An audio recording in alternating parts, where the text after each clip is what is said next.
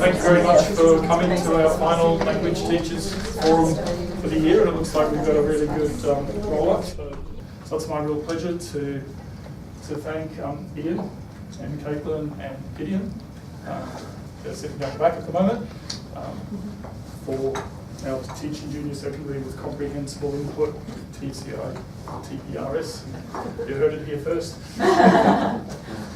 Hello everybody. You think it'd get easy? You know, I've spent the whole day with year 7s and then year 10s wiped me out this afternoon. It's so difficult when you come in front of your peers and you start to speak, so you'll have to excuse me firstly for my tiredness this afternoon, but I'll try my best. And Caitlin speaks beautifully, as does Gideon as well, so they're going to come and give me a little bit of a reprieve a little bit later on. So what I'm intending to do, we're going to break this up into 3 sections. I'm going to give you a basic overview of what TCI is, Teaching with Comprehensible Input is, just some pedagogical background to it.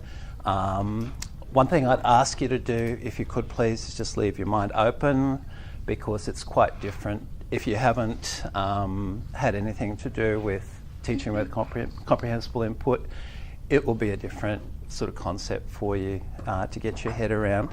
But once you do, just like lots and lots of people right across Australia have, since we're actually dragged kicking and screaming into doing a presentation at the National Conference middle of the year, and since then a lot of people have taken it on board and gone back into their classrooms, not really having any training whatsoever, and just pretty much taking our word for it, and they've been getting back to us and saying how much they've really enjoyed using this way of teaching languages.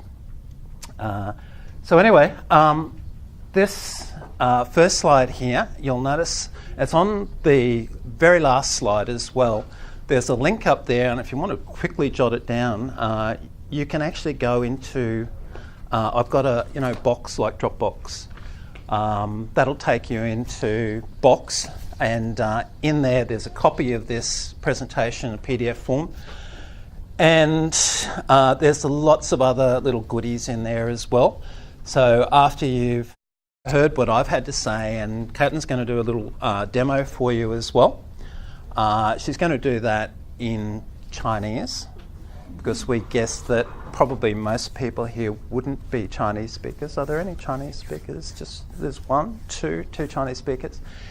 It's actually better if you can experience this as a student would experience it. So we figured that we'd do it in Chinese, or she's going to do it in Chinese for you. So you get to feel what it's like to be a student in one of our classes, and that's the best way to get a feeling for what they're feeling, obviously.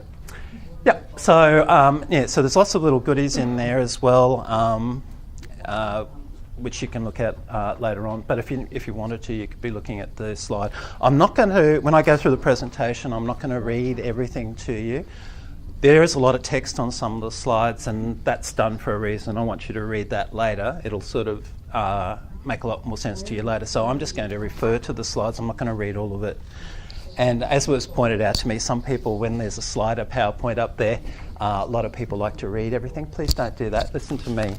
It's much better if you listen to me. So what is comprehensible input? Okay, I just want to talk about input first. Input is basically what we hear, or what people tell us. And it can also be what we read.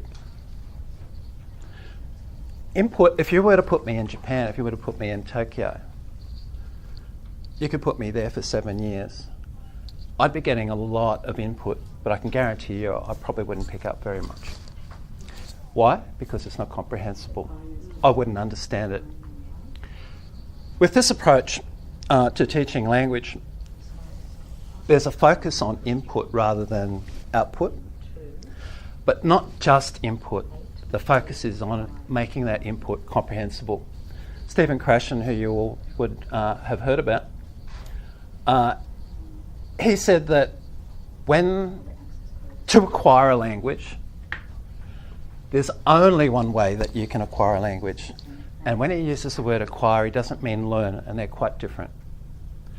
When you acquire a language, you can only do it in one way, and that's when you understand, when you comprehend the input that you're getting from hearing it or from reading it. And as he says, there's no other way you can do it. So you're probably all thinking, well, I learned a language and I didn't do it like this. And that's probably true. You're probably, myself included, a part of what we call 4%ers. 4% of people who can get language, doesn't matter which way you do it. Those people turn out to be language teachers. But the kids in the class are not generally like what we are. Okay, so they need to have something a little bit different to the way that we learn it. So the initial idea was Krashen's work, and there was a chap called Blaine Ray in the United States who was a Spanish teacher who started playing around with Krashen's ideas in the early 90s. And he started off with TPR, actually, which you probably tried as well. And he worked on it for a few years until he came up with this method called TPRS, which is teaching proficiency through reading and storytelling. So the main focus of the approach is on the storytelling part and on the reading part, rather than on output. Later on, and currently, Bill Van Patten has been the person who's sort of taken the reins, I suppose, in terms of second language acquisition theory. And he's also mentioned here, this is a quote from him, talking about input and making it comprehensible. He says that rather than learning grammar, that people get grammar. And we get grammar by paying attention to input which is comprehensible. And we don't build up that linguistic system in our brain through practicing it. Okay. Can I add a little quick comment to that, Ian? Yep. I like to think of all of this as sort of the way we pick up language in our first language as well. We're not going to be able to give our students the same amount of time as we do to our children, but we're making it as time efficient as possible in paring back what we give them, whereas we're still mirroring as much as possible how to pick up a first language. So I don't teach my son, no, it's this way before this way in the grammar. You never do that. You might correct and always model accuracy, and that's sort of what we're trying to do here in a really pared back, comprehensible way that's as efficient as possible. Back to you, Ian. Oh, before you do that. Yep. I have a sentence I'm going to say to you. I'll say it to you in English. And when I say it to you, I'd just like you to just remember the feeling that you get. Not really think about it too much. Remember the feeling. Okay? It's in English. I go to Coles yesterday. How do you feel? How do you feel? Does it feel right? Well, I just think you're exaggerating. Feels like I'm exaggerating. Did it feel right to you? No. Why did it? I'd like you to just try to remember that feeling, how you felt when I said that. If you're not a native English speaker, it may not have the same impact. But if you're a native English speaker, when you hear something like that, it doesn't feel right to you. It doesn't feel right. Now, if I pushed you, you would probably be able to tell me, oh, well, yeah, you should have actually used the past tense for that. I went to Coles yesterday, and you could probably give me some grammar rule for it. But in the first instance, basically it felt not right. Now, that's kind of what we do in classes. A lot of our kids, because they're not taught using grammar, they will have that feeling just like a native speaker would have. So when I say things to them, they feel that that's not quite right. And when they start to produce things as well, because they've never heard it said incorrectly, they automatically start to produce correctly. So pretty much the same way that we learnt when we were young. So rather than trying to apply a rule to what they're doing, they just do that naturally. Okay. And for Chinese speakers, 我去 calls 昨天. How did you feel? Did that feel right to you? What was wrong with it? The 昨天 yesterday is supposed to be placed at the beginning of the Yeah. sentence. Yeah. So that was a rule. So when and this is what I used to do as well. If a child was to say something like that, then I'd go and correct them and tell them where the time word would go, but not with this approach. Okay. All right, now Caitlin is just going to do a little demo for you now. So how do you want to do it, Caitlin? Do you want up here? Okay. Okay, you're now in a classroom, and I know that there are two people who definitely can't speak Chinese here, okay, and the rest of us can't either. So we are students today, and I'd like you to keep an open mind and roll with it. 巧克力，巧克力，巧克力，我。不，我有，有巧克力，我有巧克力，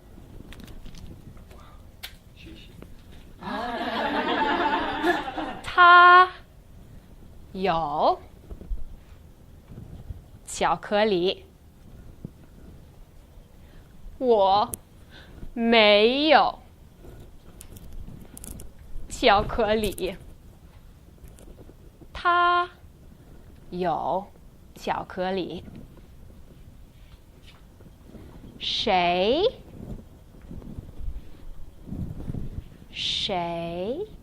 有巧克力？他有巧克力，我有巧克力，他有巧克力吗？他有巧克力吗？没有，没有，他没有巧克力。谁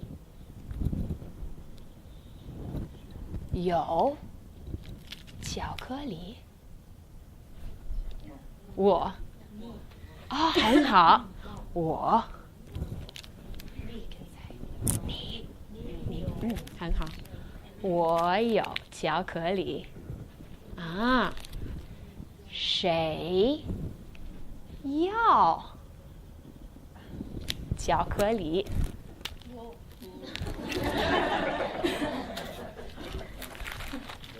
谁？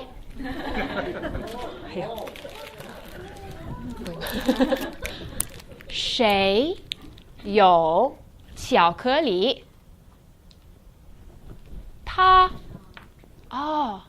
他有吗？他有吗？有。Lester 有没有巧克力？有没有？没有。Lester 没有巧克力。好 ，Lester 不高兴，不高兴。Lester 不高兴。我给 Lester。好 ，Lester 高兴吗？高兴了，高兴了，很好。好。How did you guys feel?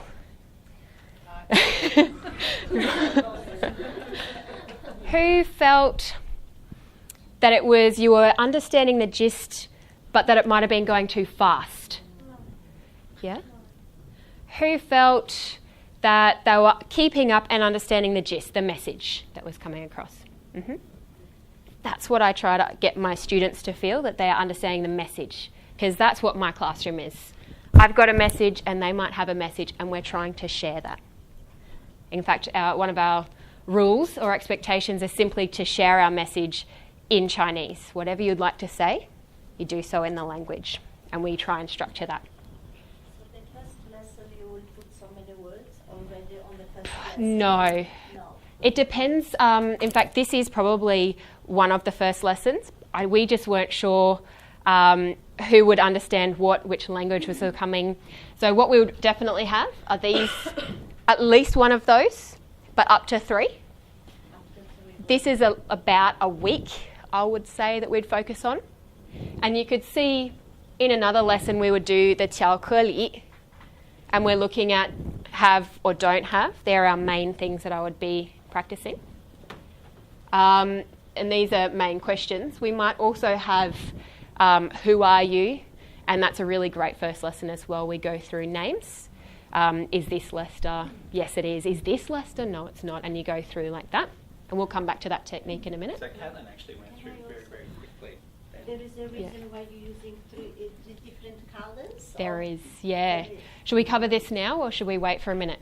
Keep them on the edge of the seats. Yeah. For Chinese, definitely there is a reason, and not all languages will need to use the colours and the capital letters that you'll see, and all will be revealed shortly. Yeah, Caitlin was actually, she actually did that very, very quickly in a lesson. You'd probably do a lot less than that and spend a lot more time on it. She was just trying to give you a bit of a feeling. But one of the things we were hoping to do was, did you have the feeling that you wanted her to keep talking to you? That's one of the things that really is very important when you see when you're teaching the kids, and you can see they're almost begging you. They're begging you to please slow down, please say it again. I'm just starting to get this. And you can do repetitions. There's different techniques that you can use, and you can maybe just work on one of these structures here and 2 or 3 or 4 of those words for 10, 15. I've done it for 30 minutes. And the kids still, some of the kids are very quick and they'll get it very quickly. Some of them, your average kid needs a long time to process it. And you can see when they get it, you can see in their eyes when they get it, they really, really need a long, long time before they actually acquire the language. That's not learning it. Acquire it. So it's actually part of them. They actually absorb what you're talking about. And we've got a short little movie a little bit later, maybe a little bit later, which shows you some kids how they've only had a few hours of Chinese, and I'm asking them questions, and their responses, you can see, are directly understanding what I'm saying to them in Chinese. These are little Year 7s who've just started. So this isn't about learnt language or memorised language. This is about actually the kids being able to absorb the meaning, as Kate was saying, the meaning of what's going on. So hopefully you might have felt a little bit of that, oh, please keep going. I mean, that's the way I felt when I was first exposed to it. Please keep going. I haven't quite got it yet. Please keep talking to me until I get it. And that's one of the things, the first classes that we did. And I thought I was going to bore them. I really thought I was going to bore them because I was going over things again and again and again so much. And when they walk out the door and they've got a big smile on their face, yeah, I understand what you're talking about. It was about this time of year a couple of years ago we started, and it was that time of year with particularly grade 8s at the time who had decided that they were choosing Chinese or not, and therefore the relationship between us changes because no longer do they have any real purpose to stay in my classes. So some of you are nodding, yes, I know exactly how that feels, yes. You may be facing it today and tomorrow. And this changed from a class at the start of the year I had a fairly good relationship with, or a couple of classes, deteriorated about to end of term 3, term 4. And we came back in term 4 and I'd actually done up term 4's unit and lesson plans and even worksheets. I was at the photocopier copying. And Ian and I looked at each other and he said, I can't. Let's give this other thing a go. But we haven't looked back, and that same lesson, even though at the start I felt like we didn't know what we were doing, doing this, and I think it was this lesson, wasn't it? Those same kids actually were on the edge of their seats, hands up, and in a bit more time, when looking at the eyes of everybody in the classroom, and it just changes everything. And we finished on a high, I think, that year, and here we are. What I've found in my classrooms doing this is the kids who are in the room feel a great sense of accomplishment almost immediately. It's not something they're going to have to go away and do for homework, and after a week or two they might get something. They walk out of that lesson knowing 5 words, but they've got those 5 words really well. And so next time they come in, can be a week later, they've still got those 5 words because they've acquired the language. And that's the biggest thing, and that's why I think the kids actually really enjoy coming to class and staying there, is because if I go to class today, I know I'll walk out the door knowing more than I did when I walked in, and it's going to be easy for me to do it. And that's the biggest thing. They don't have to put a lot of effort in besides paying attention, because they acquire it naturally, and they can have that sense of accomplishment almost immediately. So can I ask a question related to all of what you just said? Because I wanted to ask, do they have any information before class, or do you teach all of this in class so they don't have any information beforehand? Okay, that was my main question. Okay. And we try for around about 90% in the target language as well, mostly in the target language. Actually just goes with a question that's come from our online viewers. Okay. Is any English used at all? So Spoken, very, very minimal. The only time you would kind of break out is possibly to do a thing, and we will speak about the techniques like this a bit later on, is called pop-up grammar. You might only spend maybe 5 minutes, if that, on something that is important and very different to your first language you might do. That's usually a bit later on down the track anyway. Just like I would never do that to my son, except if it pops up somewhere I might, But otherwise, this is the only English that we will use, and we do this to establish meaning. Again, that phrase will come back up in a second when we go through that. Got one more question? 2 actually. 2 quick ones. Do you get the kids to sit around together out of their desks? That's a great question. You'll see a picture of my classroom in just a minute. You'll see the kids actually operating and me teaching, so that'll answer your question. Because I just think that really changes the dynamics too. Yeah, it's actually probably a little bit difficult for Caitlin today because we're not used to having desks. Yeah. Yeah. You can feel that already. Yeah. And second question is, how many kids in your class? Was it like Year 7's about 25, 26. Okay, yep. Yeah, I got a 28. 28. Yeah. Okay. Yeah, full classes. Yeah. Getting their attention, that 我有教可理. You'll actually see me doing that, and you'll see the reaction in just a minute. Okay. Yep. All right, thanks, Gideon. Yep. All right, so I'm just going to give you a little bit of, I'll try and not make it boring for you, but this is just some basic pedagogical sort of stuff. 2 language teaching paradigms. The one that I used to use, and the paradigm I think probably most people use if you're not using comprehensible input, would be essentially teaching with rules and teaching using output.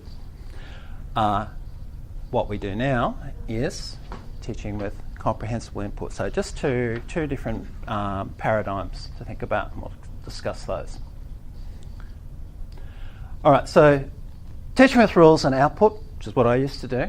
Methodology, 3 Ps. Teacher presents to the students. Students go away and practice it. Go away in their groups and little pairs, practice it, and then they come back and they do a little role play or something and present. The methodology that we use, there's other ways of teaching with comprehensible input. The TPRS is particularly suitable for, was designed for middle school children, Spanish speakers, and French in the United States, and it's now expanded. It's gone down and it's gone up, but also to different languages, of course.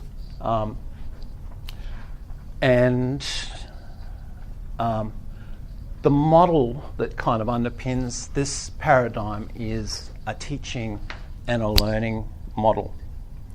A teaching and a learning model. I tell my kids when they come into the classroom now, I don't want you to see me as being your teacher, and I don't want you to think that you're actually learning Chinese. I don't want you to think that you're learning Chinese. I want you to come in here. I'm going to give you a message. The whole time I'm talking to you, I'm just going to give you a message. I just want you to understand the message that I'm giving you. So the model that we use in CI is a communication and acquisition model. So rather than a learning concept, and I tell the kids right from the start, what you're doing is acquiring, you're not learning. Learning is where you sit down and you memorise stuff. Acquiring is where you actually get it. You understand it, you absorb it. I tell the kids, I'm not teaching you. What we want to do is we want to communicate meaning with each other. So the underlying philosophy with the rules and output paradigm is that language is learnt, language is acquired. If I was to distill it, they're the two things that you really, that's the concept that you really need to understand. This is the crux of it. This is the crux of it. Learning as opposed to acquisition.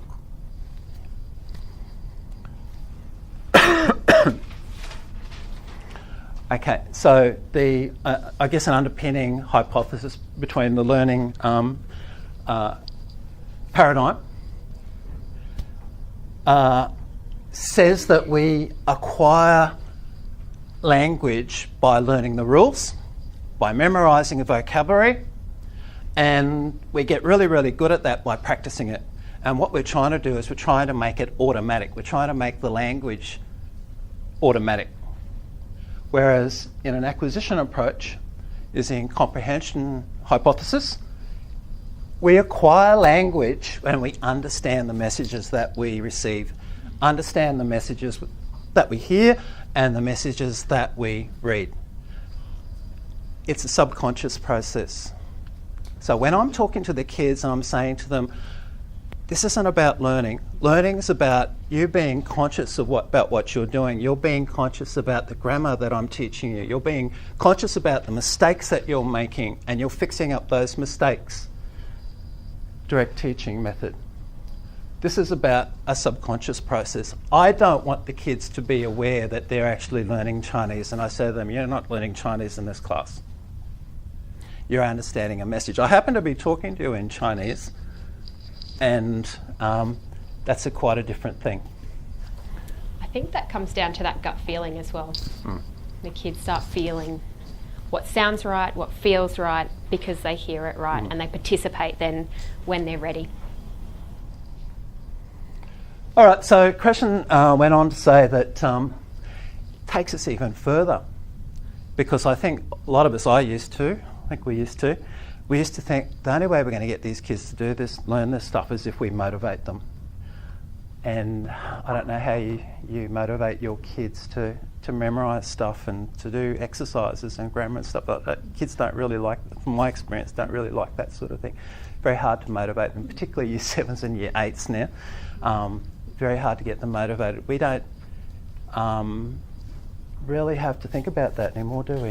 No, definitely not as much. Yeah. No. Yeah.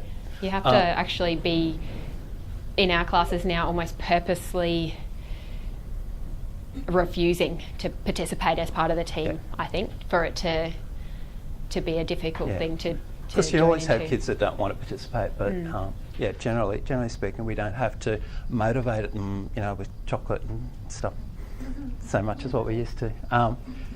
He goes even further and says motivation's got nothing to do with it. Acquisition's got nothing to do with motivation. Rather, and Van Patten supports this too, and the latest SLA research is supporting this as well, that we acquire language as a result of doing something else. So not focusing on the language, but you're focusing on a task perhaps. So the goal is to achieve the task, using the language to achieve the task. In our case, with the junior high school kids, we don't use a task, we use stories. So what happens in our class is, to start off, a sequence, we'll ask the kids these crazy, like what Caitlin was just doing then, but this stuff, but crazy. She'll probably tell you a couple of good ones that she's had recently, but so we use the story as the vehicle. The story as the vehicle to allow them to absorb that input. And not only that, it needs to be interesting. It needs to be interesting for the kids. That's what kids love stories. They don't like grammar and they don't like stuff like that, but they like stories. And the goal is for them not to improve their language, but their focus is on this crazy story that we're making in class. So they get totally involved in this crazy story, which Kate will probably tell you one in a minute if you've got one. The focus is on the message, not on the language. And he even says that acquisition occurs most efficiently when the person, and it's so compelling, the story is so compelling that you're not even aware that you're speaking another language, and that is happening with my Year 7 kids. Yeah, and we'll be creating this crazy story in Chinese, and it's like, when you read a really good book, or you're watching a really good movie, you're reading that book, then all of a sudden you go into the book and you're not aware of where you are. That's what happens in the class when you tell a really good story and the kids really get into the story, and all of a sudden they're just so into the story and they're telling you all these really weird and wacky things, and all of a sudden you ask a kid a question in Chinese and it comes back in Chinese, and you say to them, you just said that to me in Chinese, and they go, what? And they don't know, no idea. They were completely absorbed in the story. They had no idea that I was talking to them in Chinese, no idea that they were responding in Chinese, no idea that the story was in Chinese. They were just in the story. And that's where I try and get them to, which is why I said at the beginning, I tell them, I don't want you to think that you're learning Chinese. I'm just giving you a message. They're understanding a message, not in English. The message is in Chinese. Even at a really basic Year 7 level, they can understand the message. They almost win the language game, I think, when they get their answer heard, because we know particularly grade 7s, it's great at the beginning because they're still so excited to be there. But even Year 8s, like I said, it was quite resistant grade 8s that we first started this on, and found edge of their seat, literally all of them hands up participating, because they wanted to be heard. And like Ian said, it did come out in Chinese after maybe a couple of lessons, like we started with you guys here. That got the ball rolling, and they suddenly stopped having to think about it in English. And when you think you're going to be boring the students, because your aim as a teacher is to have the very small amount of language that you're going to use, and you use it in 70 minutes, maybe we work on 80 to 100 times the same thing, you sort of think, well, that sounds a bit boring. The students are interested rather in the story, like Ian said, and we do. I think I had a purple panda stealing somebody's coffee in the morning, and that made them really upset, so they went to the zoo, ate all the other animals. Then the panda was really scared, but he doesn't want to make a coffee, so he went and bought one for them with some steamed buns. Everyone was okay. So it goes, that's probably the tamest story that we've had in the last week, but it does get very interesting. Just have a question here, so I'll just share it with everyone. Do you give the students vocab lists to help with stories, or do the teachers give the students the words as they go along, making a student as a class activity? Okay. Making a story as a class activity. Different story every unit. Yeah, there's different ways to do it. Question. There's different ways to do it. What we've sort of come up with is, because there's 4 of us, we make PowerPoints, and we have... so 4 of us in the Gap High teaching team for Chinese. So we have a list of words that we know that we're all going to use, and a list of structures, key structures, target structures, or items we call it. These are the key things. These are the most important things. So in a particular lesson, a particular story, like Caitlin's lesson, she would have chosen 1 or 2 of those probably with her story, and she would have. The goal is as many times as you can say these things in lots of different ways, and this is the skill involved in it, as many ways as you can to say these things, because we need to, depending on how fast you process language, some people are quite quick, most kids aren't, most people aren't. It could take 50, 80, 100 times before, when you hear that before it actually goes in, and you would have experienced that when Caitlin was doing that demo before. You need to hear it a lot until it actually goes in. So that's why she was saying this would probably be 2 or 3 lessons worth. Yeah. So, and you're thinking, oh goodness, if I said that, if I spent 20 minutes on this structure and a couple of those words, aren't my kids going to get bored? If you speak softly to them, they think it's a totally different thing. And if you put a bit of energy into it, they think you're saying something different. Changing your voice, changing the speed, doing actions, those sorts of things. All those things help to drive it in, and they think it's different, and they don't get bored. They really don't get bored. The other thing is, like you found, some of you said, yes, I want to hear more. A lot of the time the students feel like they're on the precipice of getting it. And if you stop, or you go too fast, or you start saying it in the same way, it feels like I'm not getting that message, so something needs to change for me to get it. So when you change the context, change your voice position, all of those sorts of things, it makes it easier to receive on another angle. And the kids are actually craving that. That's what they wanted, so it does sink in a little bit more. Okay. We'll catch back up again. Question. Isn't that difficult in Chinese? I mean, it's a tone language, so if you change your voice, you change the tone, and you change the language then. Almost. I can understand what you mean there, but with the tone, you can keep the same tones and you notice I was saying war, but I can also say war. The tone stays the same. It's the expression in my voice that might change. So you do need to be careful with a tonal language, but you can still express yourself in different ways. Yeah. Back there first. So what about the signs? Like The gestures? Yeah. The gestures. Like, do you go with them as long as you're doing the story, or you tell the kids, okay, this is how we are going to do the signs? Like, in Chinese, we have specially designed tonal gestures, because Chinese is a tonal language. This is one of the developments that Terry Waltz, who did a lot of work with Chinese, she's actually created this.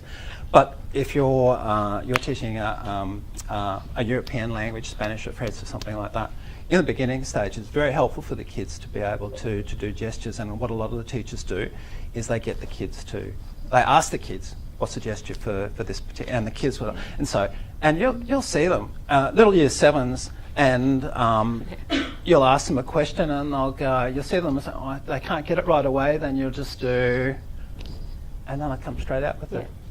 Yeah. And it's just very, very helpful to use gestures with those younger ones. But so it's a little bit different for European language and Chinese. Yeah, I think that stems from, you mentioned before, TPR was where this sort of began, total physical response, and that's all about the gestures. And so that has carried through to TPRS with reading and storytelling as well. It helps those students who like seeing things. It also helps those ones who like doing things, and you'll see one or two will join in all the time, and they express themselves first of all with their gestures. But a lot of the time it's a nice, without having to say the word, if a student wants to say something, you can help them out and it does come out then. Colin, did you? Oh, you did. Yeah, I had a quick question. Is this being used with the primary schools and up to senior? Or it can do, or yeah. Even up to year Personally, we are using it for grades 7, 8, 9. A little bit of 10. A little bit of 10, and we're then looking. You go back to the other model? It's our the year 10s are the first ones we've come through all the way with. So we're looking into how to manage the transition, and we'll have more on that. You know how I was talking later. about teaching with comprehensible input, there's different ways of doing it. TPRS is one way of doing TCI. What is becoming very popular overseas, and in Japan I think it's becoming quite popular too, is using task-based learning, and that's a CI approach. So the students who are using task-based learning, they're doing a similar sort of thing, so they're not using stories. They're not using funny stories, they're using a task. So the teacher will actually guide the students through to completion of a task. So the focus isn't on the language, the focus is on the task. So, and that can be done in a hard and a soft way. That can be done either the teacher actually give the students the word lists and the structures and whatever they need, or they can guide the students in finding the language that they need to complete a particular task. And do you find that having taken your year 10s from, with this methodology, comparing it to what your year 10s used to be able to do and what they're like now, what's the difference? Yeah, well, we'll show you, there's some writing, we'll show you that. You'll be able to read it, it's in Chinese, but you'll be able to see what they can do, and I'll explain to you how that works. But essentially, because in the initial stages, the first part of it is not on output. The initial emphasis is on input, so listening and reading. And what we're finding now, it's just starting to come through at the year 10s now. And if you think about it logically, the only way that you can speak if you're learning a new language is if you've basically memorised something. And it's not really anything that you've acquired, it's just something that you've learnt, and that's my experience anyway. The kids will, with their speaking tests, they'll memorise it, essentially. That's what we found with our 12s. The reason Ian did so much research was that year 12s were graduating after working their butts off so hard up to grade 12 for all of those years, graduating, and it was still a struggle to honestly have a conversation in Chinese. And often if you spoke Chinese to a student, they'd say, that's about it. That's what we were getting, and we were thinking, what are we doing as language teachers in our classroom for our students to still be so far from proficiency, confidence, feeling of success? That's what we want for our students. And so this is one way that we're starting, it's all starting to click together. And students aren't scared to listen in Chinese, which was always one of the things for us in a language class. How do you present the language for upwards of 90% of the time without kids going and glazing over and tuning out or mucking up, tipping the table over, who knows? And it's not about the language anymore, it's about the fun we're having as a team that they're a part of. I guess one way you could think about it. We've still got 2 questions too, sorry. Just one thing you could think about. It's almost like a bucket, and words that are familiar with students, for example, like in French and a lot of European languages, a lot of those words are very familiar to, very similar to English words. So you might only need a little bucket. It's like every time you say the word, the bucket will fill up, and it'll fill up fairly quickly. With Chinese, it takes a lot longer because the words sound very, very different, except if you've got words like hum, ba, ba, then you need only need a little bucket. And then if you've got more complex items, perhaps you need a bigger bucket and it takes a long time. For some reason, you probably all noticed there's something that you think that would be really easy for the kids to understand. You go, year 10 and they still haven't got it, you know, and there's something you think, why? Well, I mean, I don't know if they've done research on it, but a lot of the stuff that we use is late acquired as a native speaker, and some of those things just take a long time to be processed by your brain, and we maybe the sequencing that we get kids to do things in is not quite right. But with the speaking and with the writing, with output, the idea is, and we've seen this in our classes as well, is that by giving them all this input, listening, when that bucket fills up, when it gets to the top and they've fully acquired that language, it spills over and then they produce spontaneously, automatically they'll start to speak. And you'll see with the writing the same thing happens around. We don't teach them writing. We teach them to read. We encourage them to read a lot, and we do a lot of reading in class. And if you think about it logically, and I'm thinking about Chinese now, if you're reading, and you can read text very, very easily, and you've only seen it written correctly, when we give them a task to do in writing, without any training whatsoever, they'll write. And they write exactly the way they've read. And you'll see examples of this. There's still errors in there, but over time they self-correct. There's no need for you to correct. It self-corrects over time. The more they hear it, more input they get. We'll go one question from caller and then one from online. Yeah, this is a question I'm having at the moment. I'm using that story teaching for my year 8, 9, 10 as well, for a couple of years. I wrote 3 different stories for each year level. I found they are really involved, they're happy to learn, and I use the gesture I designed to tell them the story at the beginning of the class. I find it's very hard for them to speak after I demo all those things, language, all the chapter of the stories in Chinese. I have to force them to do a role play. You use the word force. That's what we do. For that. Yeah, you should never force them to speak. I think there'll be different. We'll come back to that because I think Collie raised an awesome point there we come back to in a minute. The difference between telling a story and asking a story, and this for me was one of the hardest things because I almost felt naked as a teacher up in front of my classes because you don't prepare anything. There's a very small amount of stuff you prepare, and that's half of it what you saw. And then when you get to the story stage, there's a tiny little bit more. As a teacher, you know where you're going. The rest of it happens in that classroom. So it is quite scary coming in without the lesson plan and the script and the behaviour management exit. None of that happens anymore. And I suppose you need that almost confidence to let the kids have a go. And we'll come back to that in a second as to how to change that around. So we've got one question first before we go through. So just a question, it's about the stories, and there was a little brief question, like is it a different story for every unit? Yeah. But so do you have different stories with the same key words, or repeat the same story several times? How do these stories? I think the way Ian's planned it, and maybe you're better to answer this one, we usually have an end of unit story. That we backward map or what content we need in that to go to the story. And in between there you ask 1, 2, 3 mini stories, super mini stories that are all about just having fun in the class. And as a teacher you're knowing what you need to cover, which items, and they were in that little red box, and which vocab that the kids will need to have absolutely acquired, automatically just understand before you go to the end of unit story. And so we do ask a lot of stories throughout the term as part of getting through all of those things. And we're running tight on time, aren't we?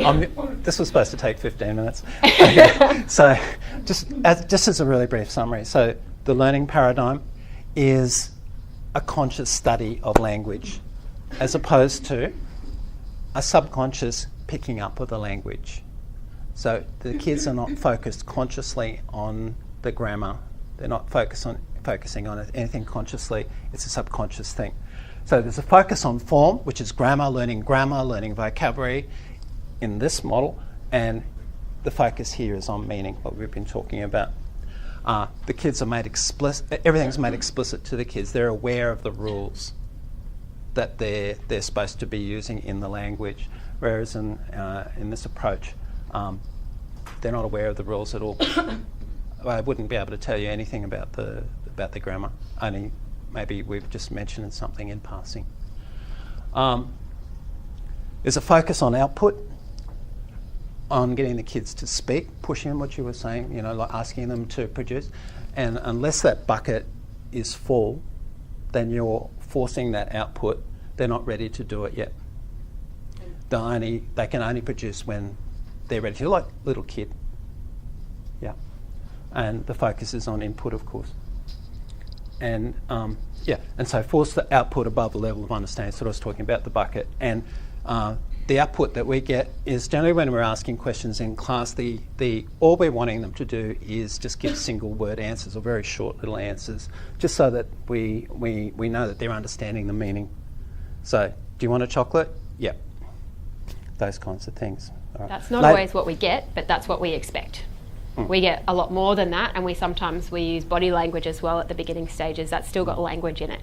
As long as it's not breaking into English, then we accept everything from a nod all the way through to, can I have 2 pieces of chocolate, please? Yeah. Okay, now there's 2 of my students, year 10, this is probably about a term ago, and I asked them this question, I asked them a few questions, I asked them this one. So, how can you speak and write Chinese correctly if you aren't taught rules and grammar? This is what they said. Because we've never heard them pronounce wrong. So it's just like, it's not, it doesn't cross our brain that it's like weird, because it's just what it is, it's just right. Yeah. From listening. Just from listening to our teachers say like the sentences just over and over again. Okay. All right. Yep. All right. Get in. Yep. Okay. Now we'll go to the more practical sort of stuff with TPRS. Classic TPRS, and it's evolving all the time, but I guess classic TPRS has 3 steps in it. The first step is to establish meaning. This is how you're actually going to teach. You establish meaning, and establishing meaning is what Caitlin did very, very quickly, and you wouldn't do it that quickly. And there's different ways that you can do it, but what you need to do is you need to make, by writing up on the board everything that you say,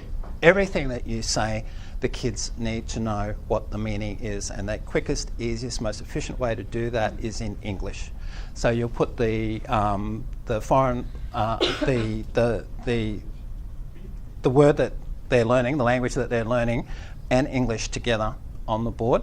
And every time you use that word, until you know that they've acquired that word, you will point to it. That's why I was trying to do this. I forgot to bring my pointer, and what Gideon was pointing to is you need to get the kids to make the association between the meaning and the new word. So I know that all my the word for like in Chinese is 喜欢. I know all my kids know what like means in English. They knew what it meant when they were this big, because Mummy would say, do you like this? Do you want this? Or Daddy likes that. They go to the TV, like. And then what happens is in your brain is mapping all those words. And so after a period of time, it's not because Mum has said, oh, well, like actually means this and pulls the dictionary out. No, your brain is actually able to make meaning. It's about making meaning. We all did that. And we're doing the same thing. So I know they all know what like means. I don't have to teach them what like means. I know that. All I have to do is map 喜欢 on top of it. That's all I have to do. And there's techniques for that. Caitlin's going to talk about that in a minute. And then the spoken class story, and like she was saying too, it's not a told story. You're not telling stories, you're asking stories. So it's actually teacher directed but student created. So the students actually create the story, which is what builds the interest, which is what makes it compelling for them, because it's their story, it's their crazy story. Only their class knows. And Caitlin will tell you too about all the competitions that the classes have with these crazy stories, and... Or when we had Aldous in my class, and who's Aldous' girlfriend in your class? Oh, yeah, Lulu. Lily or Lulu, that's right. And we told a story, and I had no idea where this was going, and we typed it up because then we go to the next step here in reading. After we've created a story, the next step, and these are the mini stories, we type it up, and then we in characters that they've never seen before, and I'll come back to that too. And we shared between the two classes then, which the kids thought was hilarious. Again, we know those kids really well, so it was something that we knew our audience, that it wasn't going to be received in a dodgy way, but it did make for some very entertaining lessons, and all of the Year 7s wanted to read that story. All right, we'll have to move. We've got a quick question. So it's basically a story that you develop with the class. Yes. So the characters, it's their own story. Yes. So they're making it. So you're building. Yep. Yes. And in the back of our minds, we've got repetition after repetition after repetition. Yeah, the kids think that they're just doing a story. Yeah. We've got a different agenda. This is all a big trick. You've got a whole bunch of regularly little Year 7s and Year 8s, and you're tricking them into thinking that they're not learning a language. You're tricking them into thinking that they're creating a story. It's a trick. Yeah. Okay, so if Caitlin's just going to... We'll have to go through I'll go pretty quickly. Remember, all of this stuff is available online, this exact PowerPoint. And on each of these, so I'll get you to roll through a couple here. I'll just stop there. Perfect. All of these little things like personalised questions and answers and how to maybe choose target structures, there's a lot of extra information in the goodies that Ian has up with this. So if there's anything that you have extra questions or you want to know more about, chances are there'll be extra information in the Dropbox BoxNet. I can't remember. Follow that link at the start, and it's all up there. So in a lesson, depending on how long you've got, if you've got longer, we have usually a 35-minute and a 70-minute for grade 7s and grade 8s. So we have to use our time really efficiently. We try to limit to usually 1, maybe 2 structures, and depending on where they're at, maybe 3. And again, this is what it will look like in class. We said that for you guys as well, and we weren't sure what the audience were going to be like and how much we would be able to say. So we included heaps. You would take a lot of this sort of stuff out to begin with in the first lesson, add to it in the second lesson, etc., etc. The gestures we spoke about briefly before, for us, they're tonally based. War is a low tone, it's here. Ta, you notice, is a high tone, it's up here. Shay, who, is a rising tone. So they're the reasons I was doing those gestures like that. And they're the reasons for the colours and the capitals. And we'll come back to that when we're... There was a question earlier. How long does it take the students to become accustomed to those tones by the use of the colours? We don't teach tones at all, which is another mind-blowing thing for Chinese teachers, in that we never ever, no longer do we chorally reproduce tones, because the studies have shown in the uterus, their babies are already hearing tones and distinguishing that tones as something you need to pay attention to.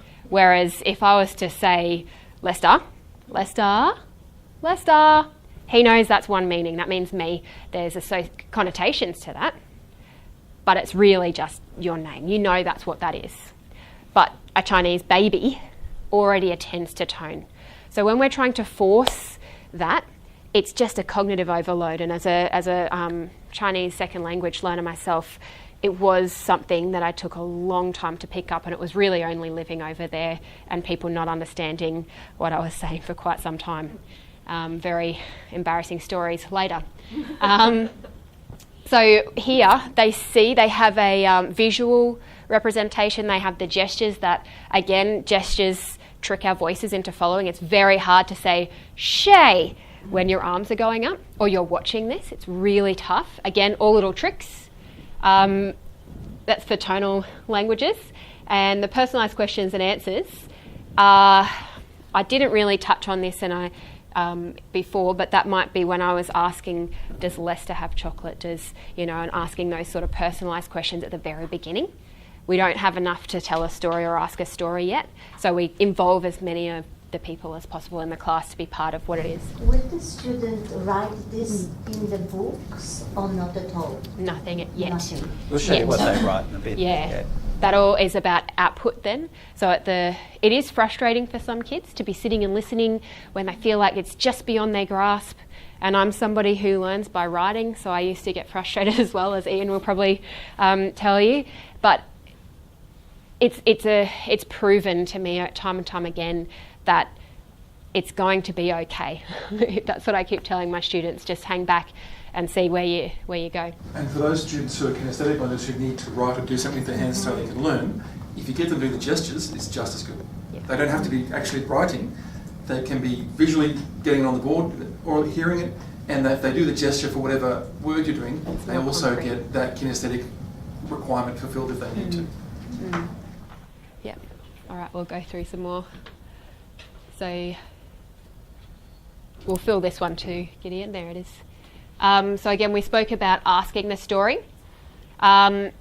If we come down to the story formula, that's what I said. I'm naked apart from that as a teacher. I walk into a class knowing my items and my structures that I want to cover, and that I've got a problem, a resolution attempt one that's going to fail, probably another second one that's going to fail, and then we get a resolution.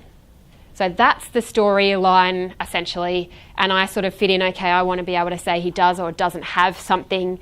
We're going to be able to use chocolate and maybe hamburger and maybe sandwich. Yeah, well, actually, Donald Trump wanted a hamburger this week, but he couldn't get a hamburger. So Hillary said to him, yes, well, I have a hamburger, but he didn't like that kind of hamburger. So you get the idea. So the kids created that particular sequence. And they do get very funny. So what else? Did I cover anything else in there? After the story is told, is trying to get as many repetitions on the language as you can. So another way that we do that is through acting. The kids love acting out the stories, and every time they hear the story, they think they're acting out a story that they've created, and they're having a ball. But in fact, what's happening is I'm giving them more repetitions of that language, and they're hearing it. They're not aware that they're learning language. They're hearing Chinese, but they're not aware of it. So more chances for me to give them more and more and more repetitions on the language. And as you act, every time they say a sentence or two, you'll come back to this circling technique. So it'll be person A, Donald Trump wants a hamburger. Hillary says you can have one. Donald didn't like it. Hey, class, what did Donald want? Did he want this or this? Well, what did Hillary have? Did she have this? Did she give it to him? And you go through all of those. They continue. Again, you've done the same story and the same structures. There's 3 different times already. So there's lots of scope for being able to do what could be boring repetitions. Okay, that's me. And these are some of the techniques that we use. Shall we point? I'll try and point to it. I'll see how we go. I'll get these two over here. Okay, yeah. So these are some of the key techniques that you use in a TPRS lesson. Comprehension checks. It's very, very important, and there's different ways you can do it to make sure that your kids are understanding everything that you say as you're going along. One of the big ways is just looking at in the eyes. You look at your class in the eyes as you do it, and you can tell whether they've got it or not. There are certain kids, like your those kids who don't like to look at you. That's a different thing. But generally, you can tell when a kid understands what you're saying. So comprehension checks. There's different things that you can do. We do things like you might do a story, and then you'll ask them, close your eyes and how many of you understood 100%? Put 10 fingers up, that kind of thing. So you can gauge. You're gauging all the time whether they're understanding what you're saying. Teaching to the eyes, I was just talking about, you can tell whether they're getting it oftentimes by looking at their eyes. Very, very, very, very important is to go slow when you're talking to them. Caitlin was going really, really fast with you guys. Usually, you would go much slower than that. Go very, very slow. And if you think that you're going slow, go slower. Because the kids are going, thank you, teacher. You're the best teacher in the whole world for going slow. I understand what you're saying. They really do. Circling is a technique where Caitlin was talking about where you're asking questions. To ask one particular question in Chinese, there's 18 different ways you could do it. You have a subject, a verb, and an object. you ask a question to replace the subject, you ask a question to replace the verb, and then you replace the object. And you ask all questions, who questions, where questions, why questions, all about the same thing. And every time you're doing that, you're getting more and more repetitions on the same language.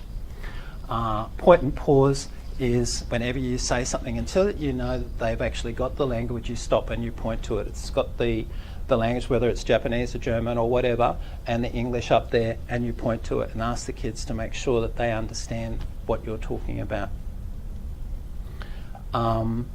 Staying in bounds is a really important technique in that you should never use anything in your stories that the kids haven't heard or that you haven't put up on the board. So you don't use any language that is out of bounds. It always has to stay in bounds. If you want to introduce new language, it needs to go up there and you need to point to it. I think I'd say, you said never use any language that isn't, in your stories. I would go as far to say never use any language that isn't on the board in your entire class.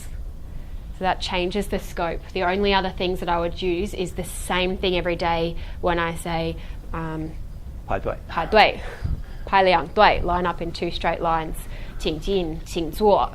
That's the only thing. Comes with gestures as well, and it's repeated every single lesson, several times in a lesson, and that's it. The rest of it is all written on the board until they've acquired it.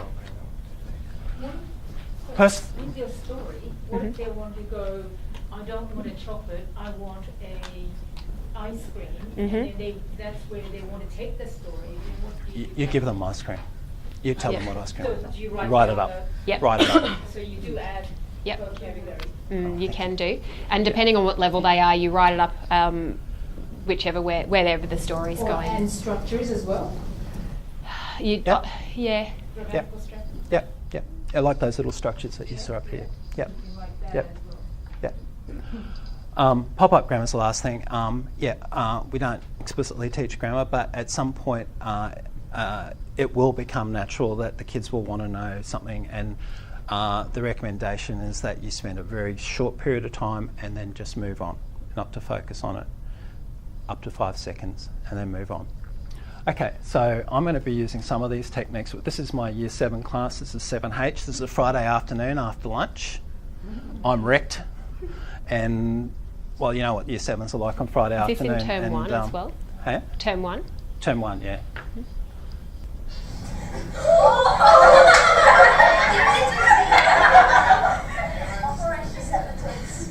这是什么？这是什么？ So watch this young man as well for Ian's behaviour management strategy. 巧克力。这是。 Okay, so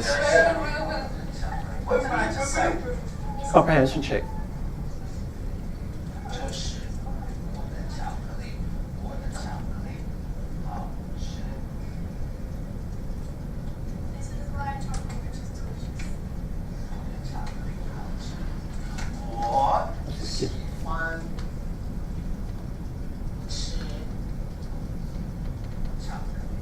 Slow.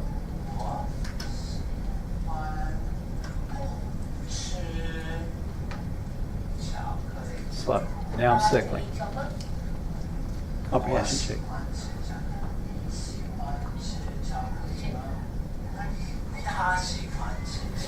Circling.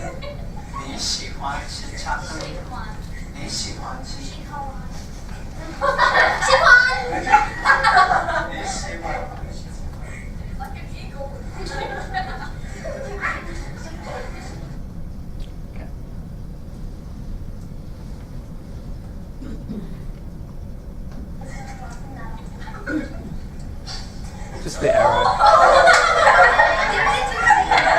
The arrow. Just do it again, couple. Okay, now we're just going to talk about reading, and specifically for Chinese we have a special issue obviously with script, with reading, and this will be for Japanese teachers or non-alphabetic languages as well, so we'll just quickly go through this. This is a thing that really surprises teachers who teach scripted languages. They can't believe it. They come into our classes and they see kids who are able to read text, simple stories, they're able to read text without being taught the characters. They just read it. Why? because they've already got that language in their head. They know the language already, just like a little native speaker kid. They know the language, it's in there already. So all we have to do then is point to the words, the text, and if they've been paying attention and they're making that connection between the text and the sound that they have in their head and the sound that they're hearing the teacher make, they read straight away. And when you see it, it's amazing. Because we spent years and years trying to teach individual characters to kids, and Japanese teachers will know this too, trying to write, teach the kid characters and then breaking it all up and then putting it back together. And for us it never worked, well, it didn't work for me, never worked for me. But this is almost immediate, they can read little stories straight away. And once they read, just going back to the start, if they understand everything that they hear and they understand everything that they read, then they're acquiring, and they do that so well. And then through the story, you've got another opportunity for circling and more questions through the story. Again, same story, same language, same sort of questions. And again, the kids have got it for a third or fourth time now, opportunities to practice.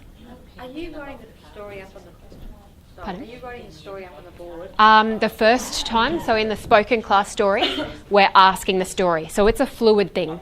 And there's a whole variety of class jobs you can assign, and one of them, so that it helps, because at times, particularly later on down the track, you get quite large stories that are going all over the place. You might have a story writer in your class whose job it is to write down the gist of what happens, and they might be writing Tammy, chocolate, not hamburger, go to the tuck shop, doesn't have McDonald's, whatever, you know. In English? It could be in English or at that stage. Real language. Or both, whatever, because that's not the important thing. What you as a teacher then follow up with is that story then becomes the thing that you read, and then go on from there. So we try and keep the same continuity with that. So the next next lesson you come back with it, and you've edited the story. Yep. If I'm absolutely sure that those students know every single thing that we are saying, that they've acquired the language, like Ian said, you have the meaning of like with the English sound on it.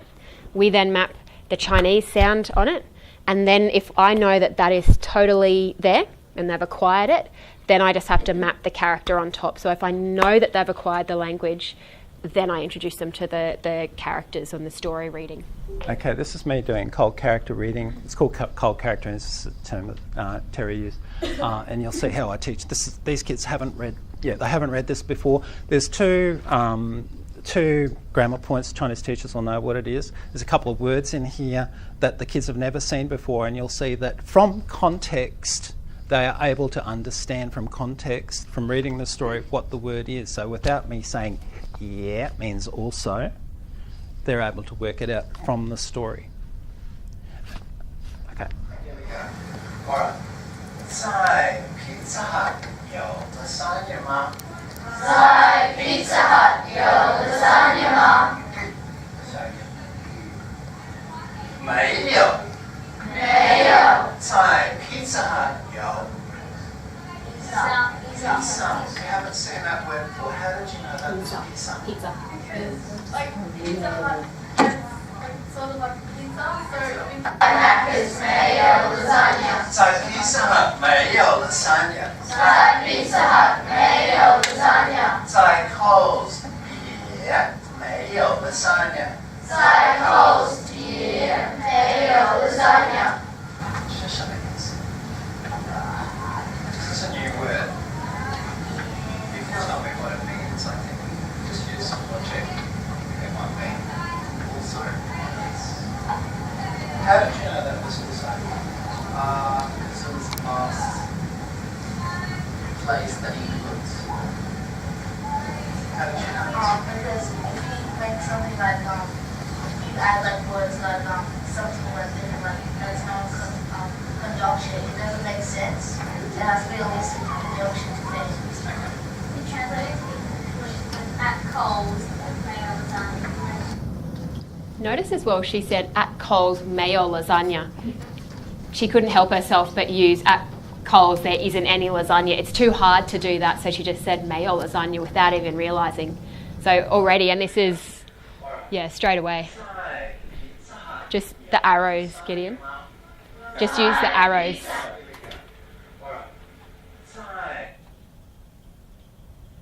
Okay. Okay, so what you do in terms of writing, somebody asked about writing before. The writing comes after the reading, so after they've been able to read that, they know how to read, and so they can write. So firstly we ask them, there's two stages, what we do with Chinese with two stages, we ask them to write a story. It's what's called a time write. We give them 10 minutes to write a creative story out of their heads. Push them. Don't think about making any errors. Don't worry about spelling, nothing. So this child, this is a good one of course, but she was, this is after 2 terms, the end of term 2, and she's only had 8 weeks, so we see them twice a week, 100 minutes a week. So she's had 28 hours of TPRS. 28 hours, yeah, Yep. 28 hours. So she did the totally spontaneous writing task, no preparation whatsoever. I just came in one day and I said, write 10 minutes, put a timer up. And she wrote 93 pinyin words. And if you're a Chinese teacher, you'll see that's pretty accurate. In fact, almost We're not looking for 100% accurate. accuracy. Just get a story out on the page. Yeah. I've never been able to do anything like that with senior kids. Well, they'd have to prepare it. Mm. And then second stage is I asked them to put in, this is her attempt, and there are errors in the characters because we haven't, this was probably one of the first times she's actually keyed in characters. She was able to produce that second stage. One of the things you did ask, is it Yuki, I think, asked, you said what happens if they want ice cream. You can see that if they do that, they're allowed, I think we say, at this very early stage, 2 English words per sentence. And by now it's more like 2 per story, and they might be a name or something like that. So they can have that flexibility because it's really the foundation items and structures we want, and the rest of those things can be picked up pretty easily later on when you want to pick up the vocab. Someone said when a 3-year-old child has had 10,000 hours of language, and by the time they're 5 it's something like 20,000. Yeah. This child's writing this after 28 hours. Okay. This is a year 10 kid.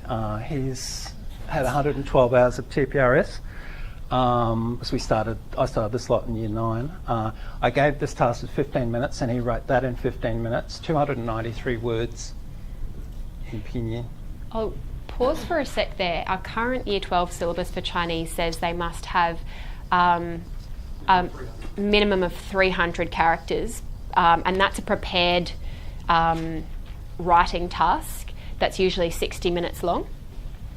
And they write then, either handwrite or type a task. And it's not so much prepared, but they do a lot of study. It's got to be a spontaneous thing on the day they haven't seen the task, obviously, but a lot of work goes into that. This student, Ian's walked in and said, here's a piece of paper, you've got 15 minutes, go. Yep.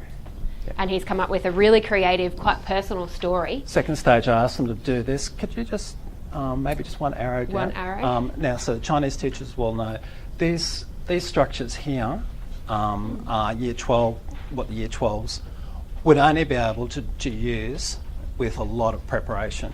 It's a VHA kind of level This is structure. me pushing them, saying, write really quickly, and he's come up with a creative story which makes sense. There's errors in there, but he's made a creative story off the top of his head, and he's using these things. Now, if you're a Chinese speaker, you'll know,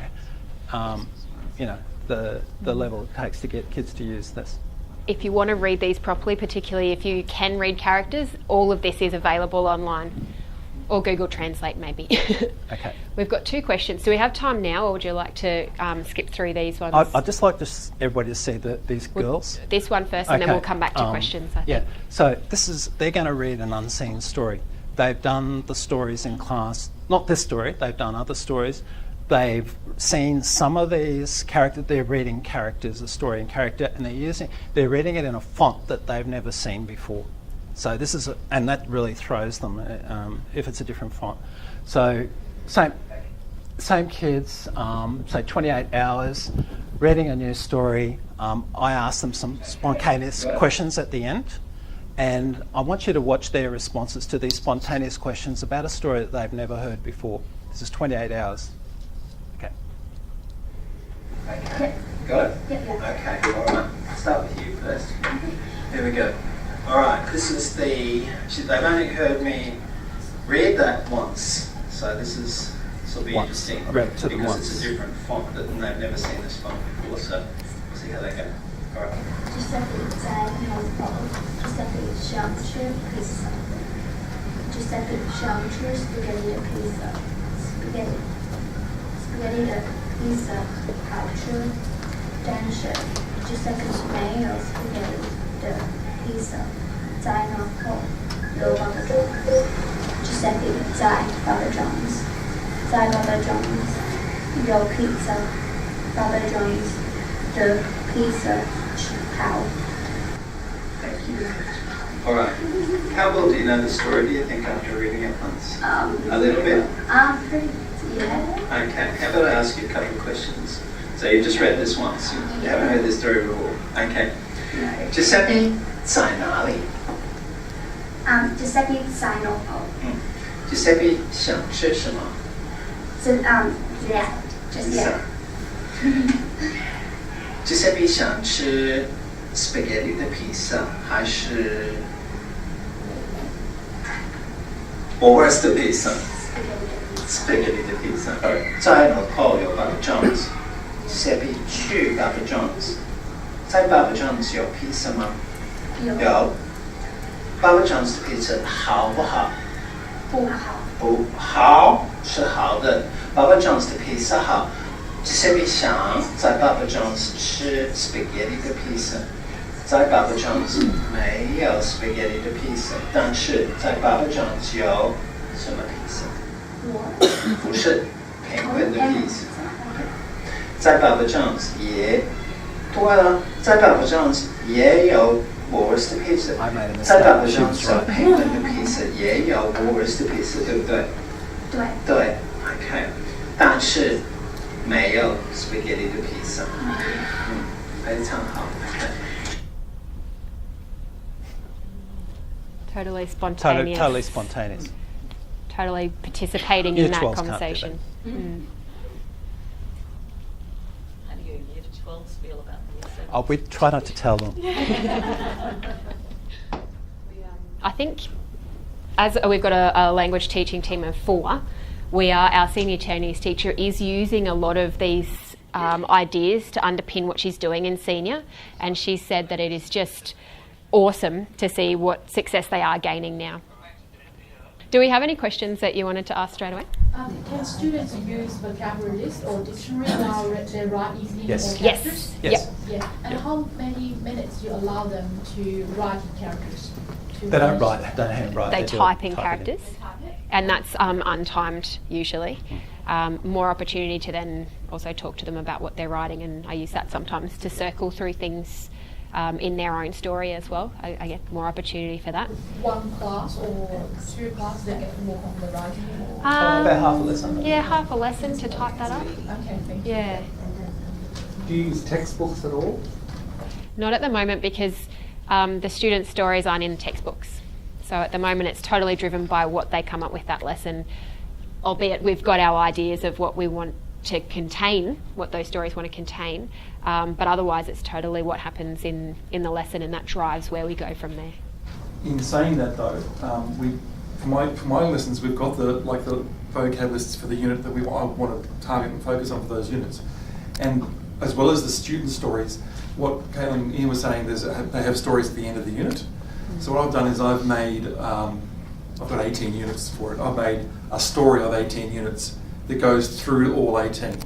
So a boy meets girl, girl meets other boy, girl's trying to decide between 2 boys, and this happens over several units. So that by the time they get to my end of unit story, they're going, what happens next?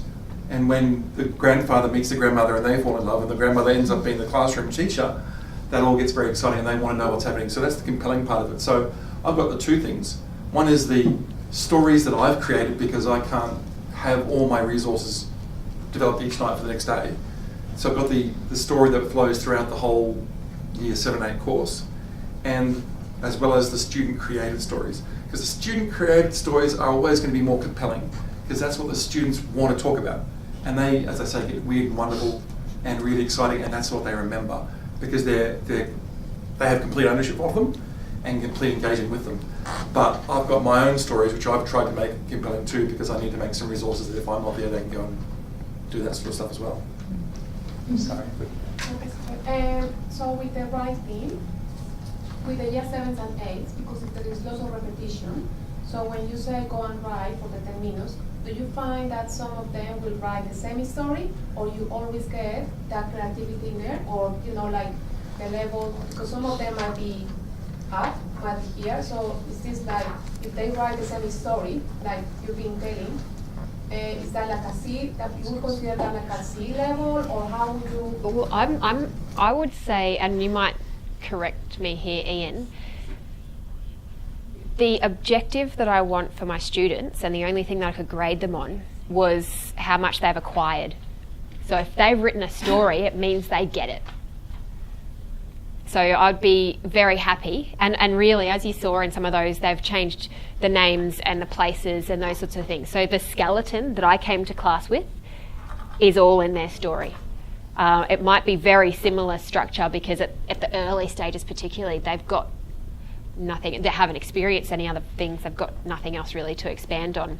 But by the time you get to grade 10 and that story that young man wrote, I was shocked actually as to what he said. And that very first term really interested me too in one of Ian's classes, and it might have been even the same boy back in grade 8. It might be actually. We were doing things like eating, do you want to eat a hamburger or a sandwich or a chocolate, and I don't want that.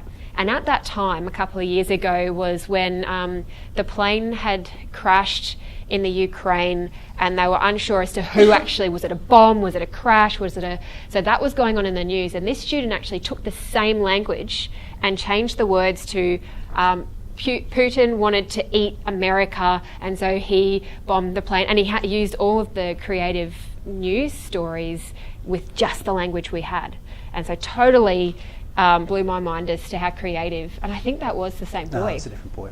Same class, different boy, but just you can be really surprised. Another thing, like there are resources on the internet that you can buy using these.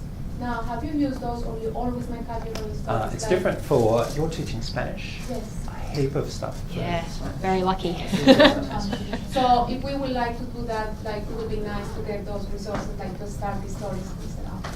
Yeah, lots of stuff in Spanish. There's really, Terry Waltz is the first person to develop a lot of resources, and yes, we did spend a lot of time on her things, and that story you hear the girls reading is one of her end of unit stories, and we've adapted to make it suit our time, our students, their context, all of those sorts of things. So Ian has put a lot of time into creating resources to make it more relevant, I think, but there's heaps out there, particularly for feels like almost any other language, especially. Glenn Ray, who really kicked off in the 90s, did it with French, and he's also a Spanish teacher, and that's by far and away the biggest market for the stuff in America and the US, with Chinese is a much smaller market, so you're lucky. Now we've got one question over here you've been waiting for a while. Just to clarify that, when the students are creating their own story, where do they get their vocabulary from? Are you adding in for them, or like? I think that depends on the class and the level. You can. Do you want to answer to that? Well, you saw that list there. We asked them to use that. That's up on the board, so they'll use that by themselves. And the structures. And we tell them that they can only use 2 English words. So if they want to use something. But in the classroom, when you're creating the story together and asking the story, and you get all of the, this might not be what you asked me, but and you're getting ideas for where is where the character is and where is he going and all of that. If they don't know the words for those things, they're able to call out one word in English. 1 or 2. Yeah, 1 or 2, maximum 2. Because they're kind of leading the story, so they won't have that vocabulary. We don't know what they're going to be saying. So you call out something, and then you give them the. In Chinese, we do use English to begin with. In Spanish and maybe French, anything that's a cognate, you could write that up really quickly because it's not going to take as long to acquire because it's almost the same word. And this is just one thing. If you ever try to do this, you will find that when you get to that point when you're asking for suggestions, it goes nuts. So you really have to have a really good, solid behaviour management thing set up before you do that. And everything needs to be, they need to know what the expectations are, because it will go crazy. With a lot of classes, it will go crazy, because they're so excited and so involved in the story. And they all want to put their... Oh, yeah, okay. Now, what we hope to do, because we've run out of time, what we hope to do today was just sort of give you a bit of an understanding of the pedagogy, I suppose, the basis of it. In January, we're bringing out one of the leading workshop trainers from the United States, Terry Waltz. She's a Spanish and Chinese speaker, and she's done a lot of work with the Chinese program, but not just for those two languages, for all languages. It's a 3-day workshop that she's going to be doing. She probably won't go, she may do some introduction like this, but we thought we'd do this now, and we've done this presentation in a couple of different conferences now across Australia, and just so that people, there are a lot of people very interested in taking this approach a little bit further, so at least everybody, when they come, if you were to come, you would have some sort of basic idea about what it's about. In the box, if you follow that link, Gideon, would you mind going right to the end so that people could write the link down? You'll see. I think it's gone up to the top again. There's a document in there, a PDF document that I've got. It's called TCI Links. It's got a whole lot of links that you can just click on the PDF, and it'll take you to websites. It'll take you to documents. There's some things that I've created, PowerPoint in there for the first unit that I do, that kind of thing, so you can see what it looks like. There's a book in there by Terry Waltz called, I think, what's it called? It's called this one. It's TPRS with Chinese characteristics. That's not just for Chinese teachers, that's for anybody. If you read that, that will give you, give you a really, really, really good intro to it. And in that document in box, you'll see that there's a whole bunch of stuff that I've put in there. You can see people teaching with the method and a whole bunch of stuff which will help you, give you some idea. So don't be put off by the Chinese bit. It costs about $10 or $11 on Kindle, I think. You can buy a hard copy if you want. It's only $10 or $11. Well worth the money, I think. And is it adaptable, like, we teach Japanese slightly? Yeah, Japanese and Chinese have the same issues. Yeah. There isn't a lot of Japanese taught in the United States, so we're going to have to lead with Japanese. But I mean, Japanese, Chinese. Could we look at it and put it there and use for us? Yes. Yep. Yes. So I think if everyone can read a book like this, the other characteristics for Chinese is the tones, and so that is the colours and the capitals and the coloured characters. And then the next one that would be relevant to Japanese teachers too would be the characters and cold character reading. So all of that's in here, all of those stages, but the basic and really important stuff is in here as well, and that goes across all languages. One thing we haven't talked about at all are the readers. I'm sorry about the time. The readers, the books. Reading is essential. Yeah. And with languages like Spanish and French, there are lots and lots of graded readers that you can buy for the kids that aren't that expensive, and that it makes an incredible difference if the kids have got really good materials to read. There's somebody's just published a graphic novel series in Spanish, which just looks absolutely fabulous, and on his website he actually tells you how to teach it as well. It's called Senor Woolley, I think. Have you heard of him? Yeah. Okay, so that's really TCI. cool resources. Yeah. Okay. Okay, Very we just started. To the time there. Thanks so much, Ian, Caitlin, and Gideon.